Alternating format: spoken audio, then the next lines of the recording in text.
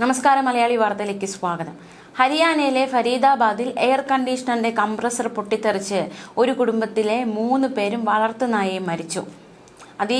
ദുഃഖകരമായ അതിദാരുണമായ സംഭവമാണ് ഉണ്ടായിരിക്കുന്നത്. എയർ കണ്ടീഷണറിന്റെ കംപ്രസർ പൊട്ടിത്തെറിച്ചാണ് ഇത്തരത്തിൽ 3 ജീവനുകൾ പൊലിയുന്ന സാഹചര്യം ഉണ്ടായത്. സച്ചിൻ കപൂർ, ഭാര്യ റിങ്കു കപൂർ, മകൾ സുജൻ കപൂർ എന്നിവരാണ് മരിച്ചത്. ജനാലയിലൂടെ പുറത്തേക്ക് ചാടി രക്ഷപ്പെട്ട ഇവരുടെ മകൻ ആര്യൻ കപൂർ അത്യാസന്ന നിലയിൽ ചികിത്സയിലാണ്. സച്ചിന്റെ കുടുംബം വാടകയ്ക്ക് താമസിക്കുകയായിരുന്നു. ഫരീദാബാദിൽ ഗ്രീൻഫീൽഡ് കോളനിയിലെ 4 നില കെട്ടിടത്തിലെ 2ാമത്തെ നിലയിലായിരുന്നു ഇവർ വാടകയ്ക്ക് താമസിച്ചിരുന്നത്. തിങ്കളാഴ്ച പുലർച്ചെ 3:30യോടെയാണ് ഈ അപകടമുണ്ടായിരിക്കുന്നത്. വലിയൊരു പൊട്ടിത്തെറിയാണ് ഈ 3:30യോടെ സംഭവിച്ചിരിക്കുന്നത്. ഷോർട്ട് സർക്യൂട്ടിനെ തുടർന്ന് കംപ്രസർ പൊട്ടിത്തെറിച്ചുവെന്നാണ് പ്രാഥമികമായ നിഗമനം. എന്തായാലും അന്വേഷണത്തിൽ മാത്രമേ കൂടുതൽ വ്യക്തത വരികയുള്ളൂ. മുറിക്കുള്ളിൽ പുക നിറഞ്ഞു. ഇതോടെ സച്ചിനും ഭാര്യയും ഉണർന്നു. മകളും വളർത്തുനായയ്ക്കൊപ്പം ടെറസിലേക്ക് കയറി രക്ഷപ്പെടാൻ ഇവർ ശ്രമിച്ചു. പക്ഷേ ടെറസിലേക്കുള്ള വാതിൽ പൂട്ടിയിട്ടിരുന്നു. അതുകൊണ്ട് ഇവർ കുടുങ്ങിപ്പോയി. തുടർന്ന് പുക ശ്വസിച്ച് ഇവർ കുഴഞ്ഞു വീഴുകയായിരുന്നു. മറ്റൊരു മുറിയിൽ ഉറങ്ങുകയായിരുന്ന ആര്യൻ ജനാലയിലൂടെ പുറത്തേക്ക് ചാടി. ആര്യന്റെ കാലുകൾ ഒടിഞ്ഞു. പോലീസും അഗ്നിരക്ഷാസേനയും എത്തി തീ അണച്ചു. 3 പേരെയും ഉടൻ തന്നെ ആശുപത്രിയിൽ എത്തിച്ചു. പക്ഷേ വളരെ വൈകിപ്പോയി. അവരുടെ ജീവൻ രക്ഷിക്കാൻ സാധിച്ചില്ല.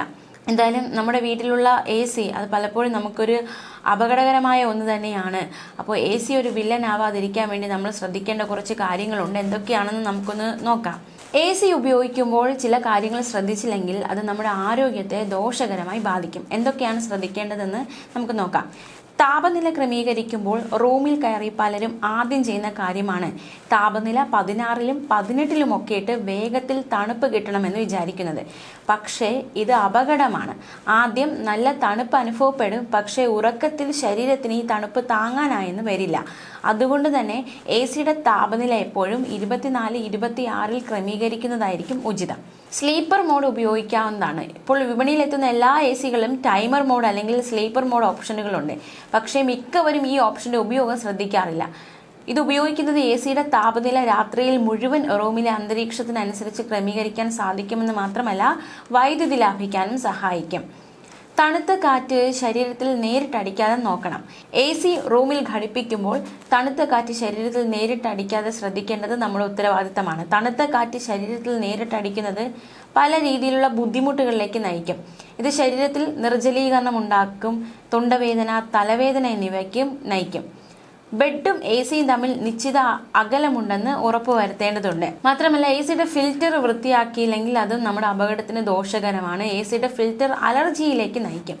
എല്ലാ ദിവസവും AC ഉപയോഗിക്കുന്നവരാണെങ്കിൽ 2-3 ആഴ്ച കൂടുമ്പോഴെങ്കിലും ഫിൽറ്റർ തുറന്ന് വൃത്തിയാക്കണം. മാത്രമല്ല വെന്റിലേഷൻ ഉൾപ്പെടെ വായു കയറാൻ സാധ്യതയുള്ള ഭാഗങ്ങളെല്ലാം നന്നായി അടച്ചിട്ടുണ്ട് എന്ന് ഉറപ്പുവരുത്താൻ പ്രത്യേകം ശ്രദ്ധിക്കേണ്ടതുണ്ട്. അലർജി, ആസ്മയുള്ളവർ, മൂക്കിന്റെ പാലത്തിന്റെ വളവുള്ളവർ, പ്രതിരോധശേഷി കുറഞ്ഞവർ ഇവർക്കൊക്കെ തുടർച്ചയായ AC ഉപയോഗം അത്ര നല്ലതല്ല. അധികമായി ACയിൽ ഇരിക്കുമ്പോഴുള്ള മൂക്കടപ്പ്, തുടർച്ചയായ തുമ്മൽ എന്നിവ AC അലർജിയുടേതാണ്. സെൻട്രലൈസ്ഡ് ACയിൽ പകർച്ചവ്യാധികൾ പകരാനുള്ള സാധ്യത വളരെ കൂടുതലാണ്. പ്രത്യേകിച്ച് കൃത്യമായി വൃത്തിയാക്കുന്നില്ലെങ്കിൽ ഇത് സിക്ക് ബിൽഡിംഗ് സിൻഡ്രോമിന് കാരണമാകും. ചർമ്മം വരളും, ചൂട് സഹിക്കാനുള്ള ശക്തി കുറയും. സ്ഥിരമായ AC ഉപയോഗം ഇത്തരത്തിലുള്ള അപകടങ്ങളിലേക്ക് കൂടി നയിക്കും. മാത്രമല്ല ശ്വസന സംബന്ധമായ രോഗങ്ങൾ, ശരീരവേദന, വാതരോഗങ്ങൾ, മുടിയുടെ വരൾച്ച എന്നിവയിലേക്കും ഇത് നയിക്കും. AC മുറിയിൽ കഴിയുന്നവർ കൃത്യമായ ഇടവേളകളിൽ വെള്ളം കുടിക്കുക. ഇത് നിർജ്ജലീകരണം ഒഴിവാക്കാൻ സഹായിക്കും.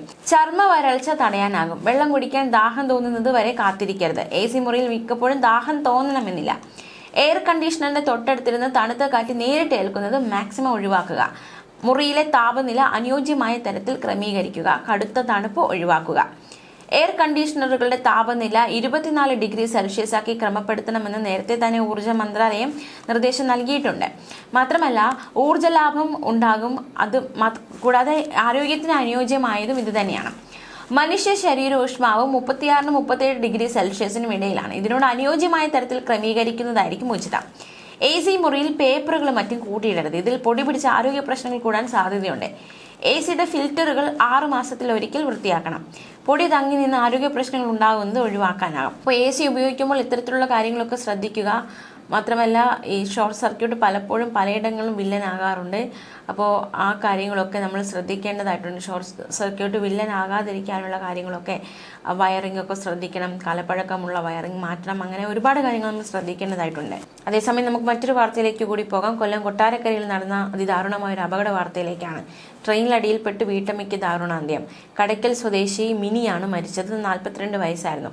നഴ്സിംഗ് പഠനത്തിനായി മകളെ യാത്രയാക്കാൻ എത്തിയതായിരുന്നു മിനി റെയിൽവേ സ്റ്റേഷനിൽ. തിങ്കളാഴ്ച വൈകിട്ട് 5:30 കൊട്ടാരക്കര റെയിൽവേ സ്റ്റേഷനിലായിരുന്നു അപകടം സംഭവിച്ചത്.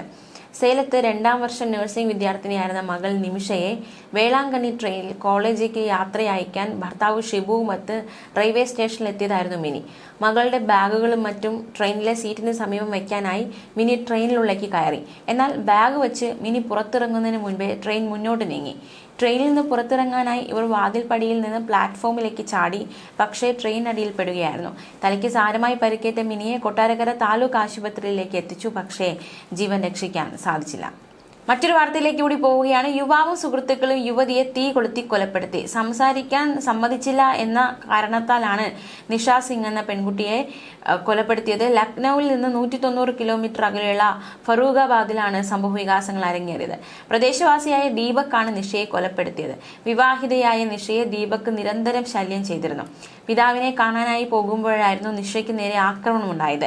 ദീപക് സുഹൃത്തുക്കൾ നിഷയെ തടഞ്ഞു നിർത്തി സംസാരിക്കണമെന്ന് പറയുന്നു.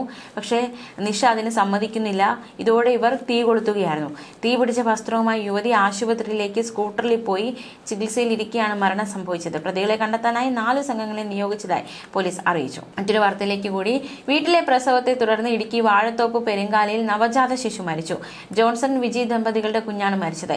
ഇടുക്കി പോലീസും ആരോഗ്യ പ്രവർത്തകരും നാട്ടുകാരും ചേർന്ന് ബലം പ്രയോഗിച്ചാണ് രക്തസ്രാവം ഉണ്ടായി അവശയായി കിടന്ന വിജി ആശുപത്രിയിലേക്ക് മാറ്റിയത്. ആശുപത്രിയിൽ പോകാൻ പലതവണ പറഞ്ഞിരുന്നുവെന്ന് വാർഡ് മെമ്പർ അജേഷ് കുമാർ പറഞ്ഞു. എന്തായാലും കുട്ടിയുടെ മൃതദേഹം മോർച്ചറിയിൽ സൂക്ഷിച്ചിരിക്കുകയാണ്. ഇവർക്ക് മറ്റ് 2 കുട്ടികൾ കൂടിയുണ്ട്. ഇവരെ ഇയാൾ സ്കൂളിൽ വിടാറില്ല എന്നതടക്കമുള്ള വിവരങ്ങളും പുറത്തു വരുന്നുണ്ട്. ന്യൂസ് ഡെസ്ക് മലയാളി വാർത്ത.